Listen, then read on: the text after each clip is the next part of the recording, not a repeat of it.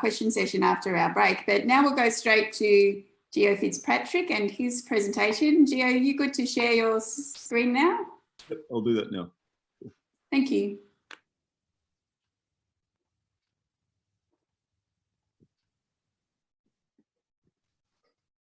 Cool, so you can all see that? Yeah, although it's not in presentation mode, Gio, just that one down the bottom. Okay. Yeah, that's better. Cool. Right, yeah, so I suppose what I was wanting to do is delve into some of the gnarlier questions that come up around ecological restoration, and particularly restoration in extremely altered landscapes. And so my work is mostly around urban areas. And I chose this picture to sort of give an analogy of the kind of ecosystem that we're now dealing with. It's the one on the right. You know, you'd all know about keystone species or keystone resources. The stone arch is a good analogy, I reckon. But really, even beyond urban areas, all of our, you know, even our biggest national parks could kind of be looked at as novel ecosystems these days as well. You know, missing a lot of their original mammals or their top predators, and also the human influence has changed a lot. So a lot of these ideas are pretty widely applicable, I think, nowadays, and especially with the spectre of climate change as well. But yeah, some of the ideas, I suppose, that I'll bring up are not necessarily tested by dedicated studies. So please feel free to question them directly and rebut them if you want. I'd be super happy to talk things through if you're interested in the intricacies of it all.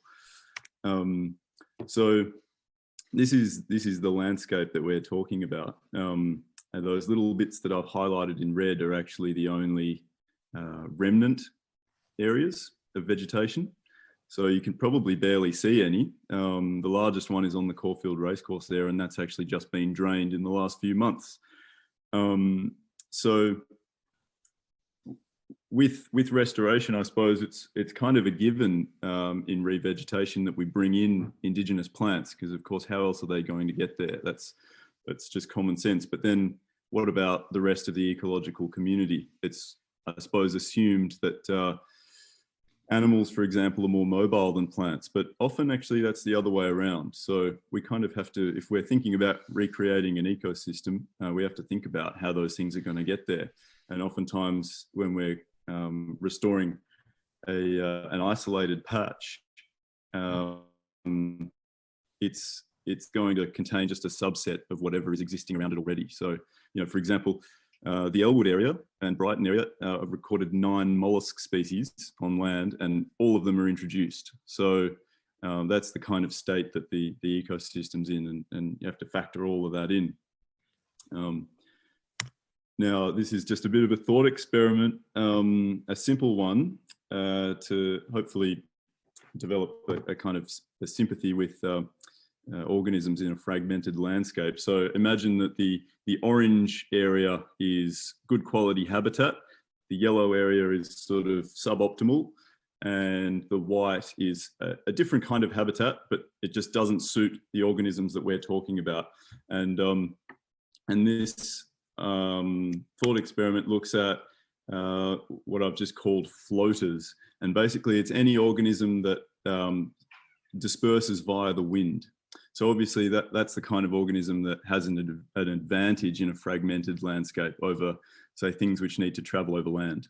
And now, so you can see in their ideal habitat, say it could be fungal spores, it could be a certain wind-blown seed, it could be spiderlings, it could be bacteria.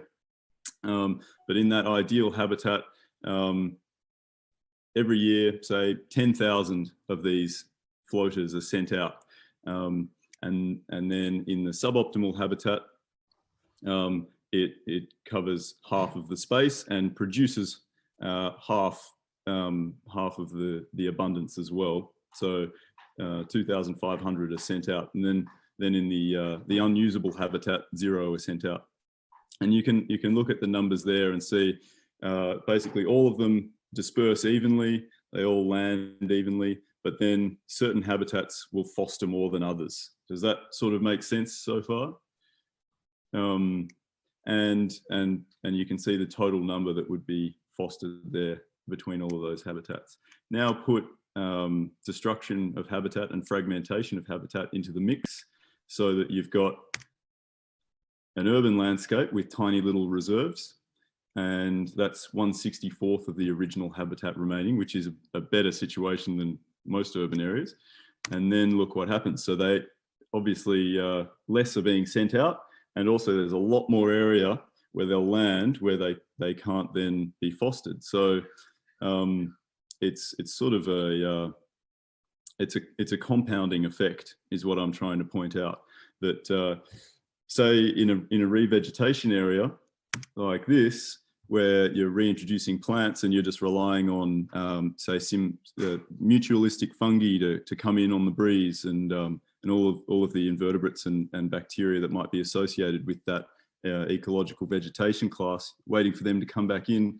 But actually look at the proportion that are coming in that kind of landscape compared to what would happen naturally. It's a really, really tiny fraction of what should be expected, I suppose, in a natural situation.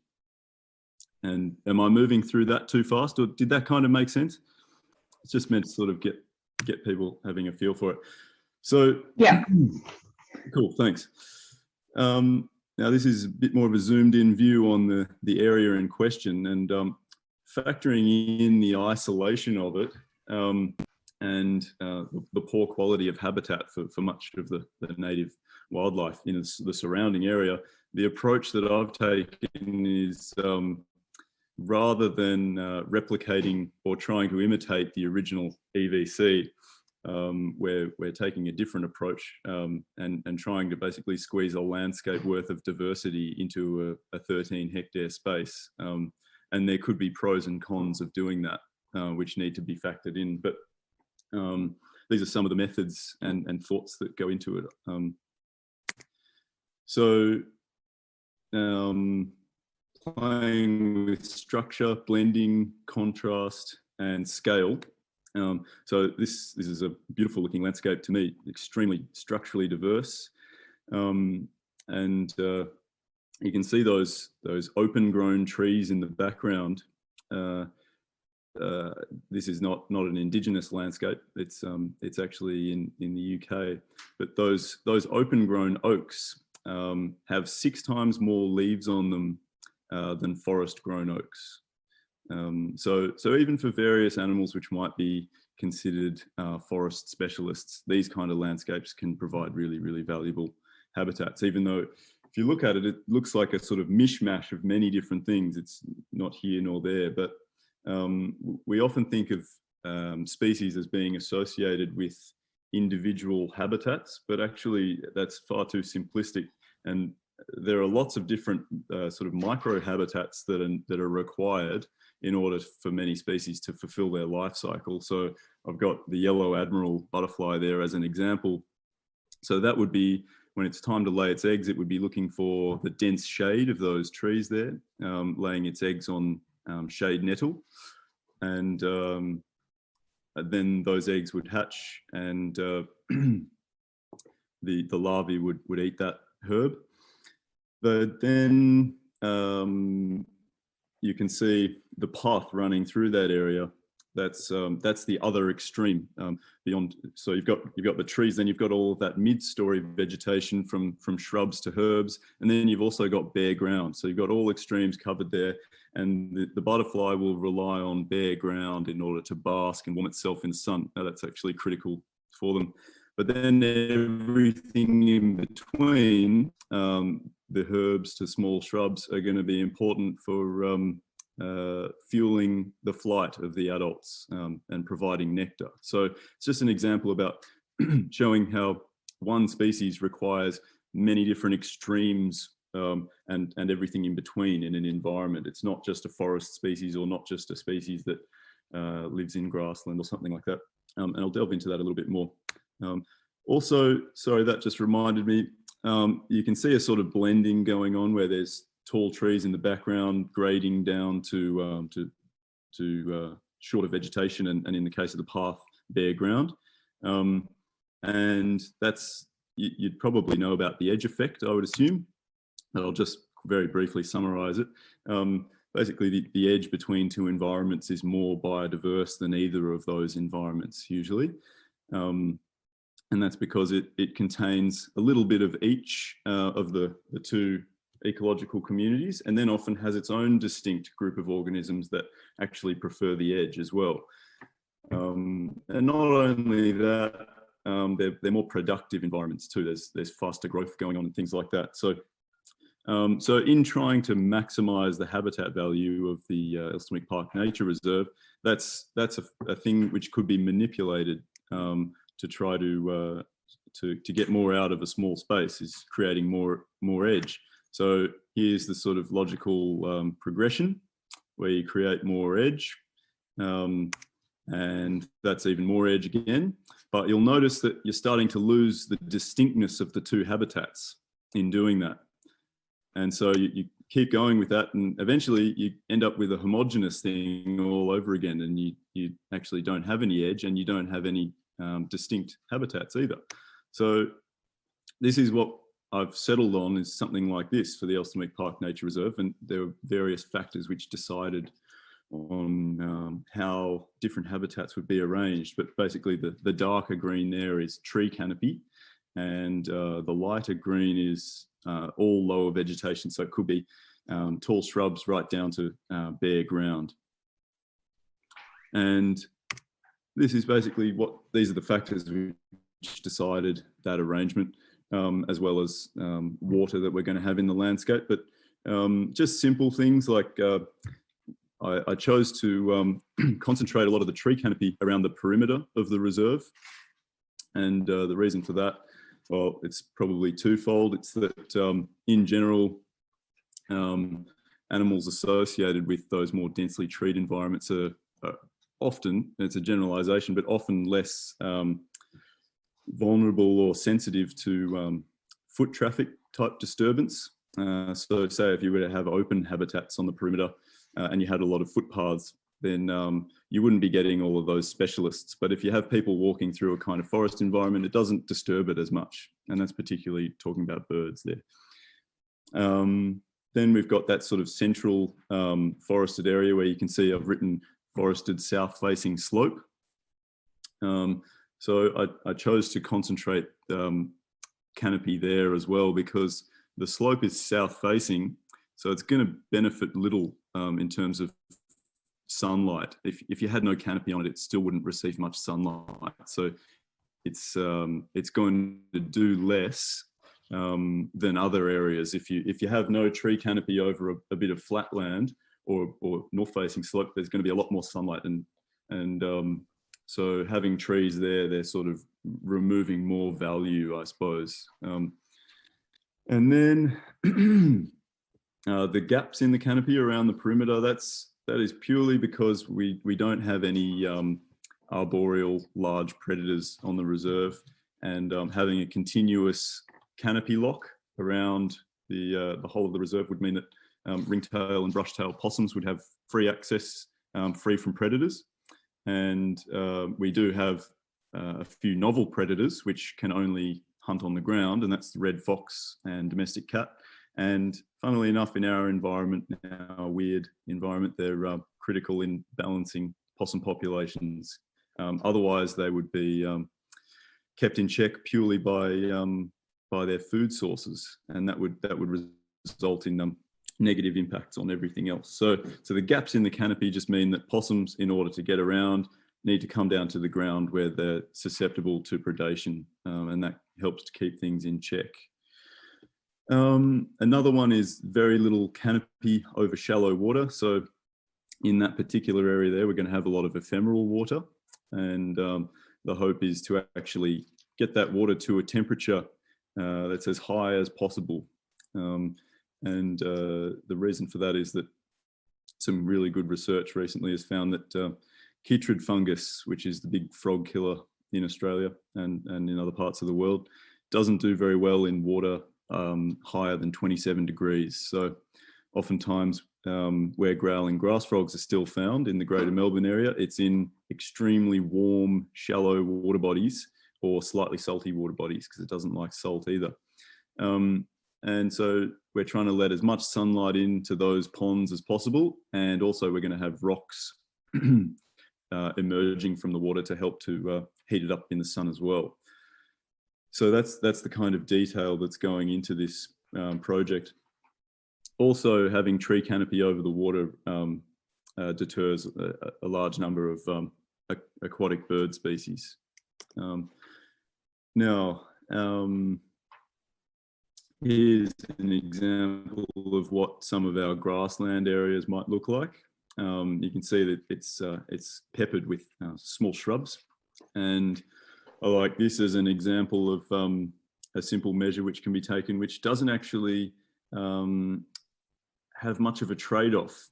It's very beneficial. So that bird down the bottom is called well, it used to be called the Richard's pipit. It's now the Australasian pipit, I think. Well, no, Australian pipit.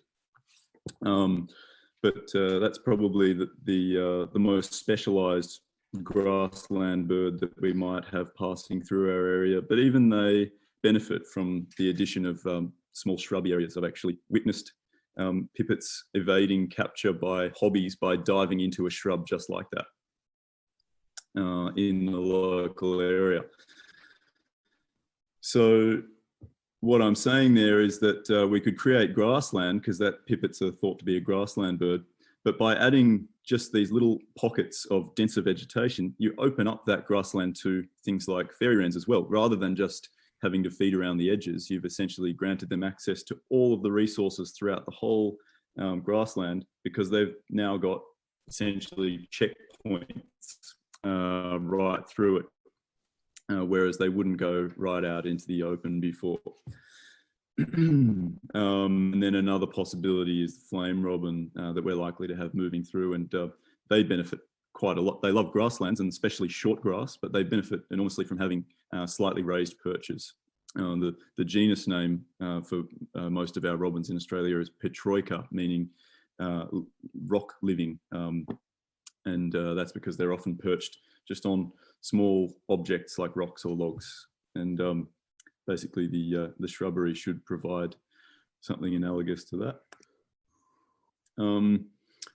But as well as I talked about lengthening edges, that you can also broaden them to manipulate the structure. And that does different things. I should just say as well, just quickly, I'll flick back.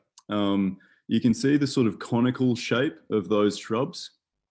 So seems to be a pattern that I've noticed. I haven't heard it mentioned, but that sort of gradual sloping of taller vegetation seems more compatible with open country species than a sudden increase in vegetation height. So what we've got there, say on the bottom picture, where you've got trees leading to tall shrubs, smaller shrubs, and downwards. The pattern that I've noticed is you're likely to get open country species closer to tall trees if you've got that sort of gradual slope, rather than if you've got a sudden increase, if that makes sense. But basically, by broadening the edge, again, it's a trade-off. You're creating new niches and broadening the edge. But I just wanted to show that there are things which are negatively impacted by doing that as well. So the example I've given there is that isolated tree with mistletoe, with dead logs underneath it, and probably an abundance of leaf litter and things like that. That's all going to be starved of sunlight, which will change the organisms that can live in it if you have dense shrubs, and also it'll have less moisture.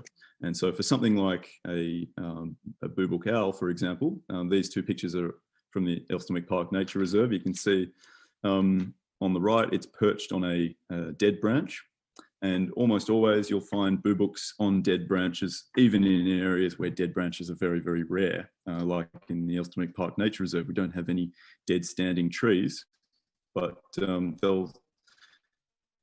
a survey that I did last year, basically following a boobook around for a few nights, out of 18 different perches that it chose to hunt from, only one of them was actually on a live branch. And that's despite the ratio of dead to live branches being way in favour of live ones. And many times it was on other exposed sites. So you can see on the left there, it's perched on a fence. Basically, they like having open areas around them that aren't cluttered by vegetation, and they like having a clear view of the ground. So that's something to consider.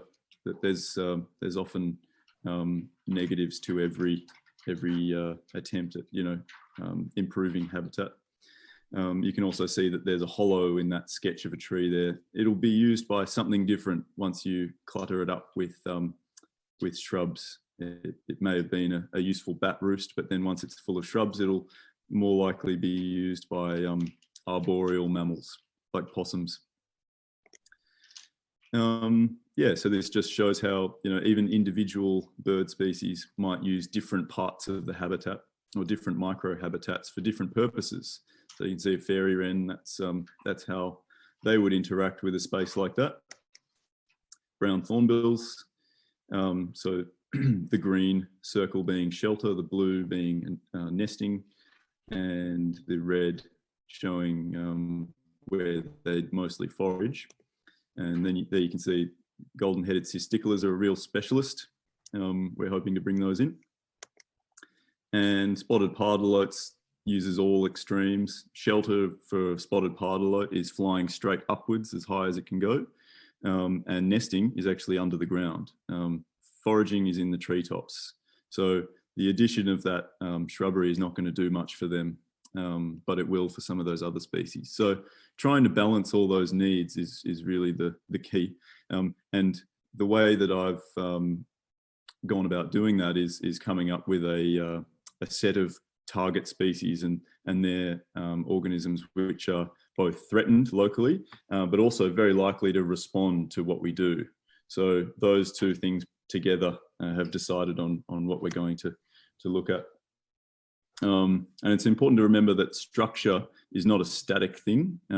It's often a very dynamic thing, and that's a management challenge, but it's one that's worth thinking about all the time. So you can see where the herbs have come up really tall. That's removed all of that open ground. It's created habitat for new species. But after a disturbance, say grazing or slashing, that'll open that up again. And I think the key of why disturbance and succession is just so stimulating for biodiversity and productivity is that essentially all plants are moving to a state of climax or stasis. Once they've reached that, then essentially the most competitive plants preclude the growth of others, and that slows growth down. When you've got disturbance in the environment, that resets the succession, and plants grow much faster when they're not limited by, say, shade or moisture and competition from other plants. So when they're growing faster, there's much more productivity. There's more fodder for all of those, say, small invertebrates, and they then feed birds and everything else. Now, noisy miners are a particular focus of our habitat creation at the reserve. They're now widespread around Melbourne, although they haven't really infiltrated the western and northern suburbs in the same way that they have the southeast. But essentially, I see them as I suppose, responsible for a second mass extinction wave in the urban areas. So obviously, the post-war housing boom had a huge influence on the bird community, with many local extinctions, and in the last 10 years, we're seeing that remaining pool of bird species that hung on in the urban environment has been reduced again by a similar proportion through the invasion of noisy miners. So the pictures really speak for themselves, but it's really down to habitat modification. That's why we're seeing these changes. And there are a few things that play into it. There's the love of lawns, and lawns aren't necessarily a bad thing in and of themselves, but when they're completely devoid of any pockets of shelter, then they're just perfect for noisy miners. The favouring of eucalypts over other trees. Noisy miners are dependent on eucalypts. And particularly, one thing I realised recently is I did a tally of planted eucalypts in southeast Melbourne, and I looked at what portion of them were of the subgenus Symphomertus versus the subgenus Monocalyptus. So Symphomertus is the boxes, ironbarks and gums. Monocalyptus is the stringy barks, peppermints, things like that. And Monocalyptus produce far fewer lerps. And lerps are one of the main food sources of noisy miners. Anyway, I realised that we've got this incredible bias towards Symphomertus for one reason or another in the eucalypts that we plant. And I've never heard anybody talk about that, but it's actually a very extreme bias. Out of 50,000 planted trees that I counted through Melbourne, 49,962 of them were all of the one subgenus. And actually those areas are supposed to be dominated largely by the other. So that's a pretty serious shift, which has gone pretty much unnoticed. People think they're planting indigenous plants, and often they are, but there are still these biases that come into it, which we need to be aware of. And yeah, 5 minutes, please. Cool. Alrighty. So this just looks at a few of these urban areas and how they've been affected. So these are some surveys that I've been working on. So the Elsternwick Park Nature Reserve, the bird community is 33% noisy miner, 0.8% birds under 60 grams. That's the weight of a miner, and with a maximum count of one species under 60 grams. Now, that's pretty drastic. George Street Reserve, which is a remnant heathland reserve, is even worse. You can see that no bird other than a noisy miner has ever been recorded. And no bird under 60 grams obviously has been recorded. Bay Road Heathland Sanctuary fares a little bit better. But basically it's interesting, isn't it, to look at even these heathland reserves, which would never have hosted noisy miners before. They're completely devoid of bird life nowadays. George Street Reserve up to the 90s was the last location in inner Melbourne where eastern yellow robins still hung on. And it was also famous through the autumn and winter for its huge influx of eastern spinebills coming to feed on the correas there. But now you're more likely to get an eastern spinebill in your backyard than in this heathland reserve. The main reason is proximity to the Sandringham Golf Course. So these surveys found that noisy miners are able to infiltrate areas of eucalypts even if there's no lawn and there's good understory, if there is some lawn nearby. So those two habitat elements don't necessarily need to overlap in space. They can be separate, and that can basically be the end of the bird community there. So these areas are shining examples of, these are the three best bird communities that I've found in inner Melbourne. It's Ripponlea Estate, Jawbone Flora and Fauna Reserve, and the White Skink Habitat in Royal Park. And these are areas which I look to model the habitat on for the Elsternwick Park Nature Reserve.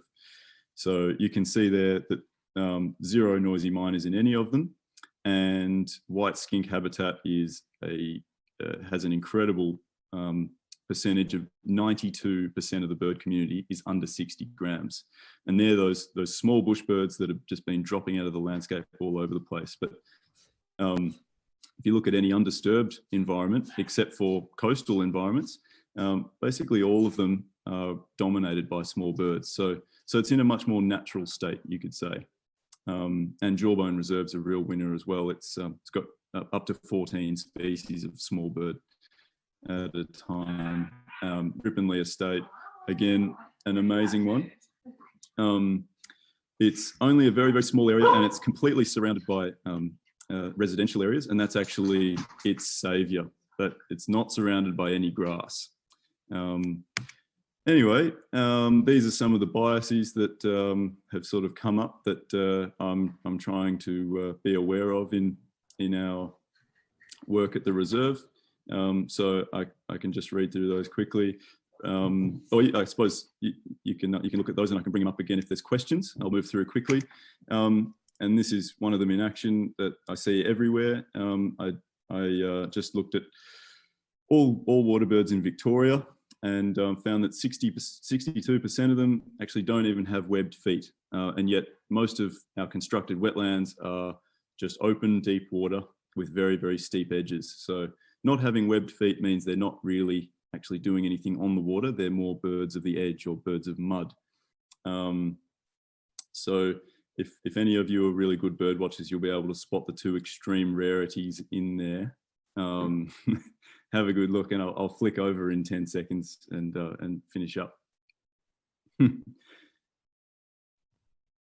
There's one bird which probably only turns up anywhere in Australia once every 3-4 years, and there's one which is just a really rare one that maybe turns up, in small numbers every year.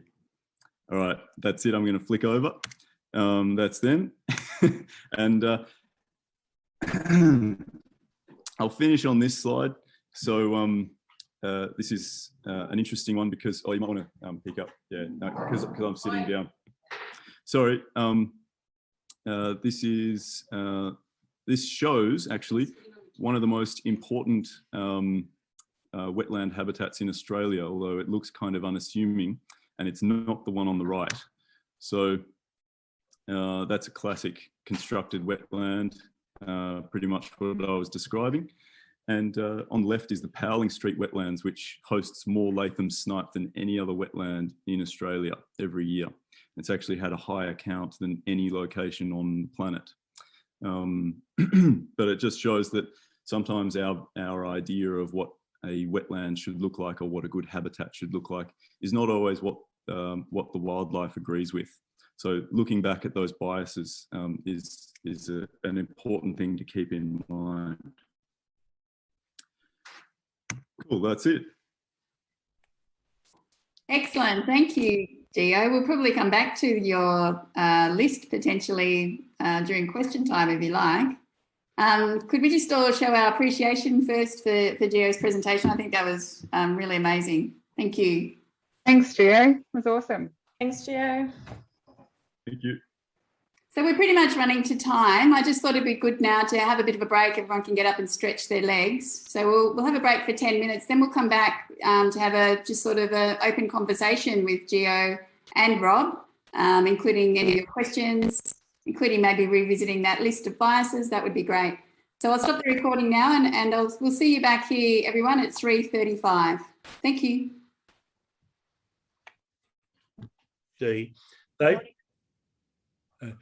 Mary and Clinton did a tour last year of land care in several countries. So an absolutely brilliant opportunity to see what was going on.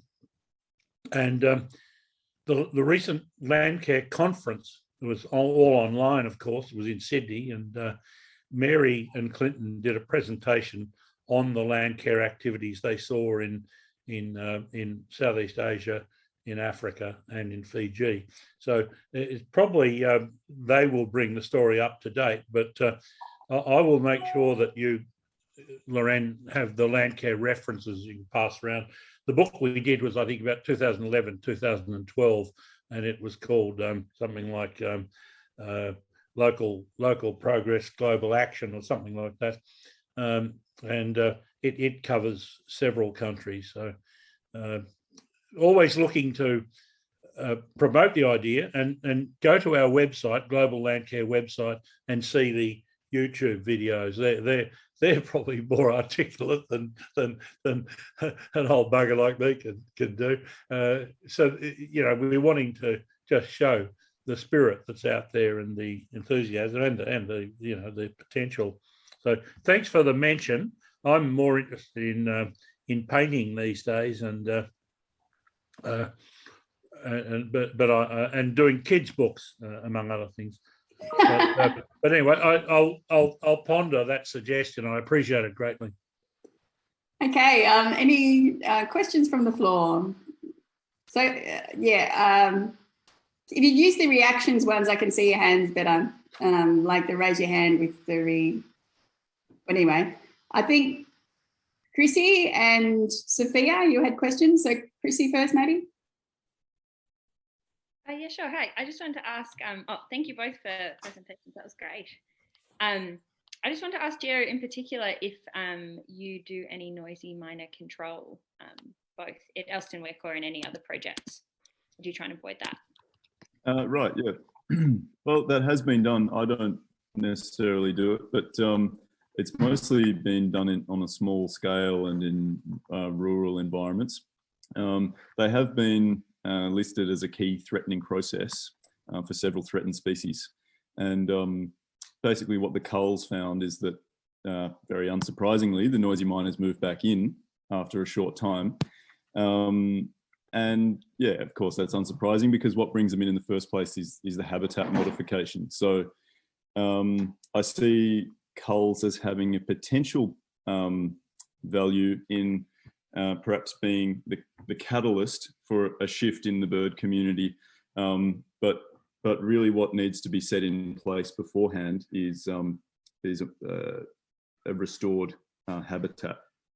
So yeah, once habitat can be restored and small birds have shelter, they have a competitive advantage over noisy miners essentially. So they will then stave off a re-invasion, but you can't cull them and expect them not to move back in if the habitat's exactly the same. But what we're doing is manipulating the habitat to try to turn things in favour of small birds as much as possible. But that in and of itself may prove inadequate at reversing what's happened. So we'll wait and see. I haven't heard of any other study that's actually looked at that.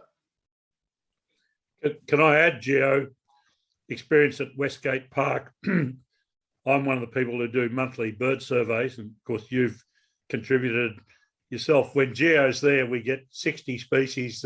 When we do it, we get sort of 40, 45 or so. But the birds, we see them along Todd Road, which is obviously a sort of a nature strip with a stretch.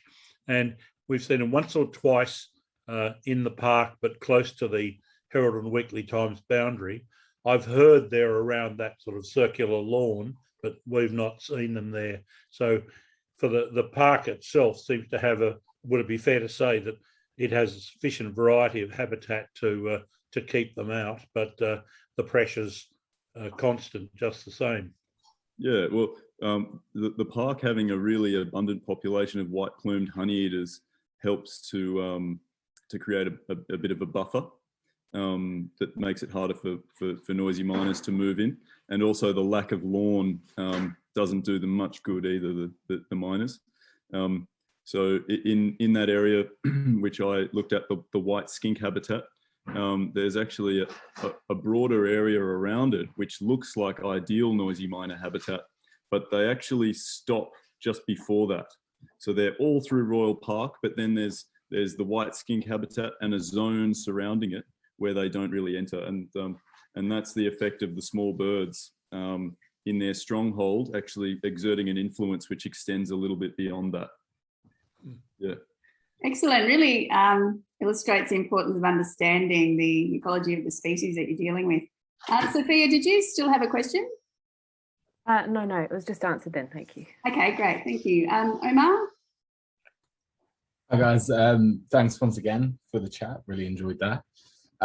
Rob, I was just wondering, with your experience, especially when you mentioned like the Gondwana Link project and similar projects in the past, have you seen a shift in the funding for those projects? Like, have you started to see a real, rather than just philanthropy, have you seen like carbon crediting come into it at all?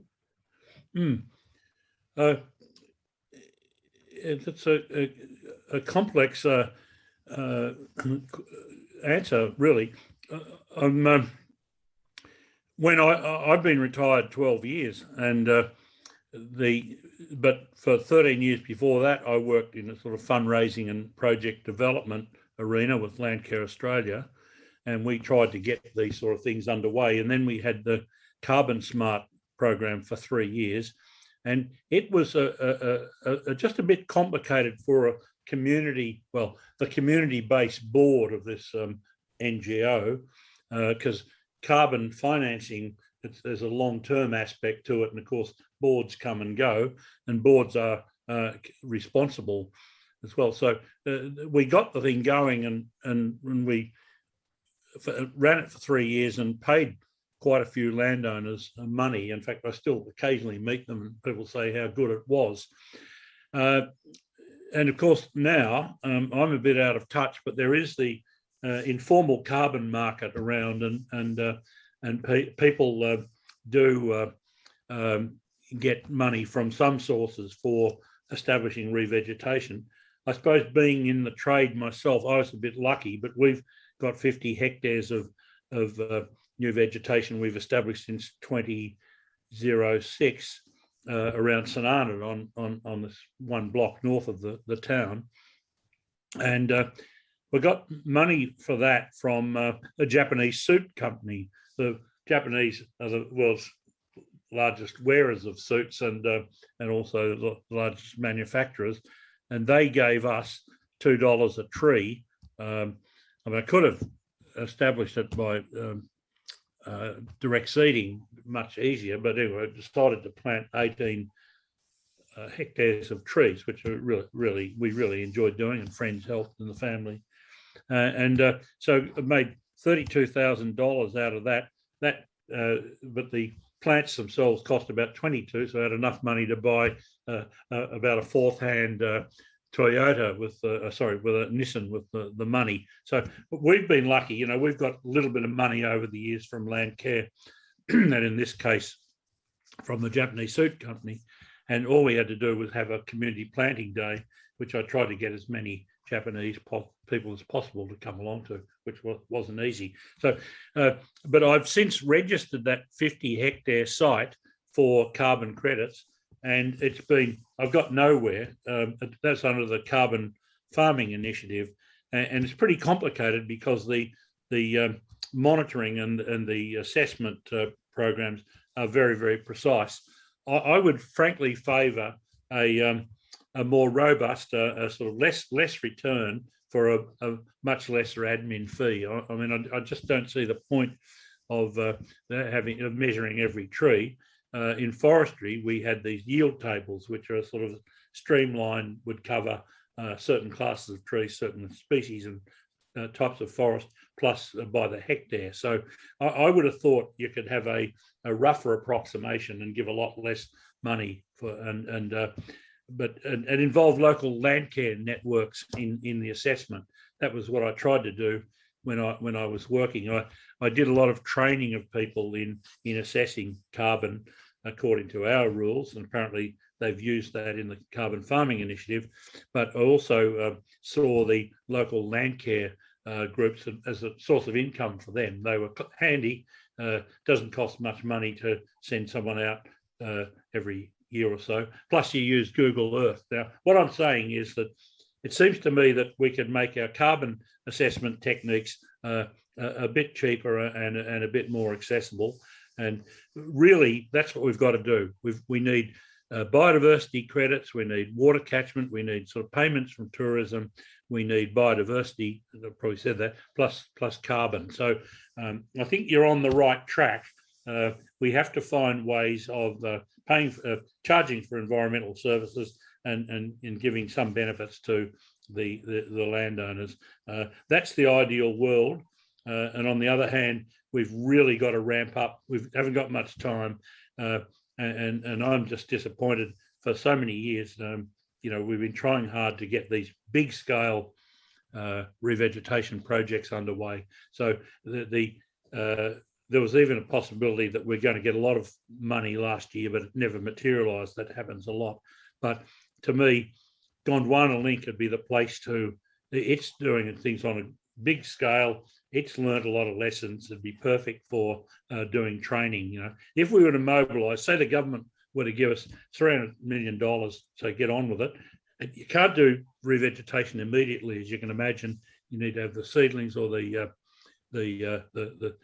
seeds and the land lined up and things like that. But Gondwana Link would be where you started. You'd do a lot of training there. You'd have a sort of a online training, and you'd have cadetships. And so if you get over there, try and have a look at it stretches from the far southwestern corner right up into the wheat belt. So thanks, Rob. I might just interrupt you there so we can have a couple more questions. Yeah, no, I've finished. Thanks, Rob. Sermon over. Michelle, you've got a question? Yes, I'm sorry. Thanks, Rob and Gio, for your presentation. I just wanted to go back to Gio, and I was particularly interested in the work that he's done with bird surveying and noisy miners. So I'm sure there's other students that have taken applied ecology, but we part of our assignment was to go out to various spots in Melbourne, and we actually did a couple of weeks worth of bird surveying, and we threw all of our data into R and we did some analysis. And basically, yeah, what we found was that in eucalypt forests that are like lacking understory, there was generally a higher presence of noisy miners, and we kind of went and explored the possible options for restoring native landscapes. And some of the literature that I read suggested that woodland habitats such as Blue Oak woodlands and woodlands comprised of, say, like acacia and exotic conifers and other exotic deciduous trees tended to be avoided by noisy miners. And I was wondering, like, do you know if there's been any like sort of implementation of these sort of vegetation structures, or if you know of any work that's been done No. on those sort of vegetation types? Yeah, good question. As far as I know, the stuff that we're doing at the reserve is probably the first time that people have attempted to actually take on a noisy miner territory and try to revert it back using habitat modification rather than culling. So, yeah. Okay.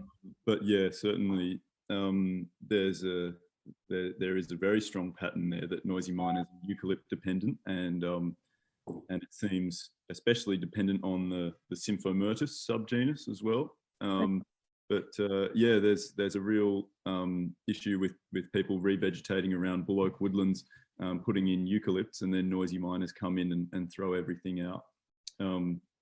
Yeah, certainly, yeah. Just quickly though, Gio, you've mentioned to me some exotic species are really useful for for promoting bird numbers. Could you just mention that? I know I spruik indigenous species, but you've got some good examples of non-indigenous species that are important. Sure. Yeah. Well, there was a great City of Melbourne study that found it was looking at invertebrates, and the second highest diversity of invertebrates on any plant in the City of Melbourne was actually found on peppercorns. So that's quite remarkable. They seem to host a lot of species which otherwise would go for eucalypts, like, for example, the emperor gum moth, the last one seen in my area in Elwood. The last caterpillar of an emperor gum moth found in the late 90s was actually on a peppercorn. And small birds love those trees. Another thing which is often considered a weed, Tagersasty or tree lucerne, the highest concentrations of common bronzewings in all of the City of Bayside, which is quite well adorned with heathland reserves. The highest density of those pigeons was actually around tree lucerne on vacant land. And every time a rare honeyeater has turned up in City of Bayside, almost always it's on tree lucerne. So yeah, sometimes in novel habitats these interactions can happen that we don't expect, but they're worth paying attention to. Certainly, I think. Yeah. Thank you, Michelle. Have you got another question? Okay, fine. Over to you, Vanessa. Thank you. I find both Rob and Gio, your insights are just phenomenal in terms of your level of detail and observation. Thank you. Rob, my question foremost is for you. You mentioned first out that we need to think bigger. And Gondwana link being one of those. What are the learnings from that that would encourage us to think bigger, for Australia to think bigger on restoration? Well, I think it's the sheer sort of Armageddon that we face, that we need to sequester carbon, and we need to try and protect biodiversity, and we need to get the community more involved. And but it can't be done with a sort of a central government fiat. It has to be done at regional and district and local levels. It needs a broad concept and financial sort of structure and training and ethos and publicity, etc. But the negotiations have to be done by sort of local people like yourselves, trained land care coordinators, perhaps working for the network, who know the landowners and can go out and sort of find the landowners that have the land, that want to cooperate, accumulate these agglomerate these areas into projects and organise the projects, and there's a lot of planning to do. There'll be fencing, there'll be tying in with existing and future agricultural projects, but many farms have lots of land that's semi-viable or unviable, or it's too steep, or it's overgrazed, and they're concentrating their operations on the better soil. So the scope is there, particularly in hillier country rather than in irrigation country. So if you see what I mean, I'm thinking a big commitment by governments to broad-scale revegetation, but a lot of it is detailed stuff that has to be done sensitively at regional scale. And probably the catchment management authorities, they would need to be part of it. There are 56 of those right across the country, and the land care groups and private enterprise too. I mean, one of my friends has a business where he buys land and revegetates it and sells it, subdivides it for recreation, but the subdivision plans ensure that most of the land remains as native vegetation. So look, there's a whole range of innovations that we've got to sort of get right into quickly. I've written a bit about it. If someone is interested, I'm happy to share it with them. But yeah, so but we haven't got much time, and there doesn't seem to be any sort of sign the government is going to change the pace of things, which is extremely frustrating to me. And then Georgina, thank you, Rob, for that answer. I'm just aware Georgina's got a question. Yeah, hi. I don't know if well, I've really enjoyed the both talks. Thank you very much for sharing. My question is around the edge effects, and Gio touched on it. I was just interested in if you've come across how you manage like fire breaks and the edge effects and community concerns with bushfires, and can you retain any biodiversity values in those areas? Well, I was certainly surprised. Yeah, I was interested in the same question. If you go to Langwarrin Flora and Fauna Reserve, it's a very interesting place to sort of consider that question, because arguably the fire regimes have changed quite significantly. So heathland used to dominate a lot of Langwarrin Flora and Fauna Reserve. It was one of the last places in Victoria that had the New Holland mouse, and it had a regionally significant population of southern emu wren, both of which are heathland specialists.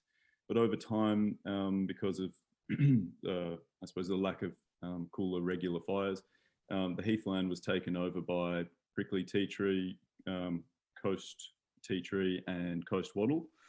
So those species are now locally extinct. But the fire breaks, there's a great central break through the middle of Langwarrin, And if you walk along that, it's the last remaining habitat for a lot of those plant species which rely on regular disturbance. So in their case, regular slashing has sort of become a proxy for fire, and allows sunlight down to the ground, and removes competing plant species. So yeah, fire breaks can certainly be compatible with preserving biodiversity. They can even be havens of biodiversity in areas where there's not enough disturbance anymore. So yeah.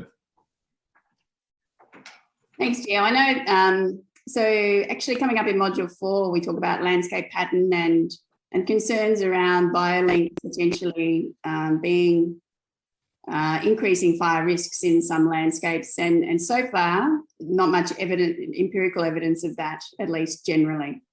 But that is often because the landscapes are so fragmented that additions of biolinks don't make too much difference there. Do we have any other questions from the students? Gio, one for you. The students are addressing in assignment 1 the use of historical references in ecological restoration. Now, clearly, in Elsternwick Park, you're not using that approach. Do you want to just talk them through why you're not using that approach? As in, you're not trying to restore to the historical EVC.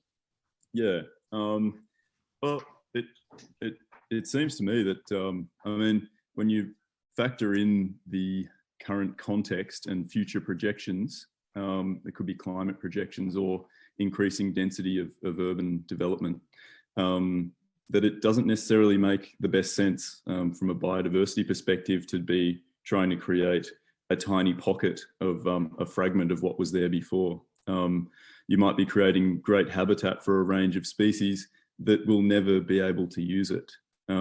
So what I'm more interested in is factoring in the modern and possible future contexts and trying to create as complex and as functional an ecosystem as possible, considering all of those, the new challenges. And that means potentially getting a bit more creative with it. Yeah, I suppose that sums it up. Thank you. That's a really nice sum up. I can just see there in the chat that Chrissy, you asked for the Geo's bias slide to come back up. Is that still relevant? Would you like to ask a question around that? That happened. Okay. Yeah, I hope everyone got it. I did have a quick question, Geo, just in regards to, are you still using predominantly locally native species, even if it's not for the exact DVC, or are you taking more of like a parks and garden approach when it actually comes down to the species list? Yeah, good question. No, vast majority of them are local species, and I'm actually favouring those plant species which have become locally extinct too. There's very strict adherence to EVCs, and even stricter than that in the remnant reserves through Bayside. So basically, as a plant has become locally extinct, it's no longer grown by the local nursery and has no place in Bayside anymore. So I'm trying to bring back as many of those as possible, but I'm not necessarily stopping there. So for example, using a lot of tangled lignum, which is indigenous to the greater Melbourne area, but wouldn't have been in the southeast in any abundance, purely because its structure is probably the best antidote to the noisy minor issues. So being a bit flexible about it. And also it so happens that a lot of the weeds we've got are currently sustaining locally threatened fauna species. So I've created a valuing system for weeds where some of them, it's the typical approach, say kikuyu, that has very little habitat value and creates monocultures. Wherever that occurs, we remove it. But then there are other weeds, like say Canadian fleabane, which is one of the most important seed sources for the eastern rosellas there.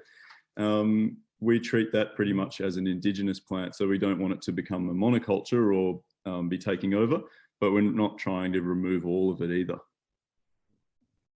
Can we keep up to date with, is there like a, I don't know, Facebook page or something that we can kind of keep up to date with the plans and as it's going ahead? Yep, yeah, the Elsternwick Park Association is the best place to check that out. Yep. Cool.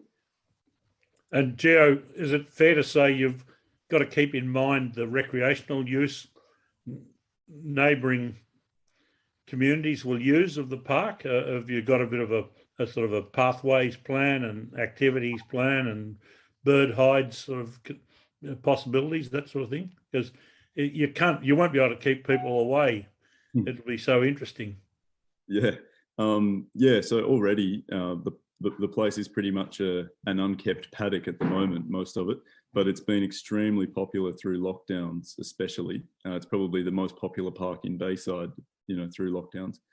And yeah, that has had a pretty serious impact on especially ground foraging birds. So we do factor that in. There's the hope to create a hectare worth of island, which will be inaccessible to people. And that'll be sort of havens for the more sensitive species. Yeah, I mean, a big purpose of the place is to try to facilitate interaction between people and their local environment. So if I, see kids coming down and collecting tadpoles, I'll be delighted, as long as they don't take all of them. Yeah. That's great. Thanks, Geo. Now we've got time for one more question, and that's going to come from Amelia, I believe. Hi, Geo. Great to see you again. I met you at Billy some time ago. So, yeah, I was asking you about the community there and how you manage that, i.e. people going in there with dogs off lead. Like, is that something that's been a major problem, or do you find that the community down there are really engaging in protecting that environment? Yeah, I mean, it's early days. We haven't had too much of an issue with that, really. I mean, the influence of people and dogs are actually not too dissimilar for a lot of the birds we're concerned about. It could be a dog running through, or it could be a person walking through. It's going to have the same influence on an eastern rosella that's foraging on the ground. So to me, that's not the biggest issue. There's so much room for improvement in terms of habitat. So that's what I see as the greatest area for sort of focus. Yeah, I mean, we have to work within the situation that we've got, and I think the fact that there are so many people there interacting with it is it's an inevitability, and it's one to be taken advantage of. Yeah, worked with. Yeah. It'll be such a good tool for education, though. I think it'd be really brilliant to see how it goes. And I know it's still early days, but are there any other communities around Melbourne that are looking at sort of trying to do the same thing that's happened there with the golf course, conversion? Yeah, it's fairly unique. There's been murmurings about a similar thing happening at the Northcote Golf Course. Cool. Personally, I can't wait until horse racing falls out of fashion enough that all of the race courses open up to the community, because they're enormous. Really the story for us was that golf was losing money, and the leisure management services wanted out. So the council first proposed sport fields and car parks for the site, and the community spoke up against that. So as long as there's strong communities that are connected to their local environment, we were lucky to have the creek, I think, which had a lot to do with people's connection to the place. This could easily be applicable to a lot of other places. Yeah, awesome. Thank you so much. Cool. Geo, will the works improve the flood retention capacity of the site, or the catchment? Yeah, that's one of the main goals as well, which is obviously very compatible with the biodiversity improvements. Obviously Elwood is a highly flood-prone area, and the hope is that that'll be significantly reduced by not just water retention on site, but there's also going to be work to divert water down another overflow. So the Elwood Canal outlet will be sort of throttled to a third of what it currently is. So there's going to be pretty significant changes there, and also in water quality heading to the bay. That's a big aim as well, is to improve that through stormwater treatment, wetlands. Yeah.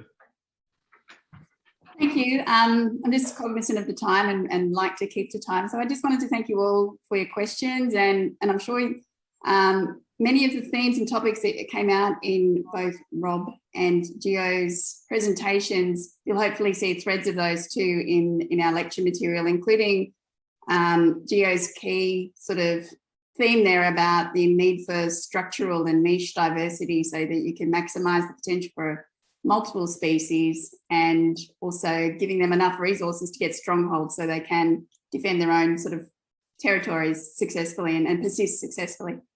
So I really appreciate, again, thank you, Rob and Gio. I meant to ask if you're okay with us putting copies of your slides, making those available to the students. Absolutely, any time. And I wish the students well. I hope you're all working in major ecological restoration projects within the next couple of years. It's a pleasure to meet you.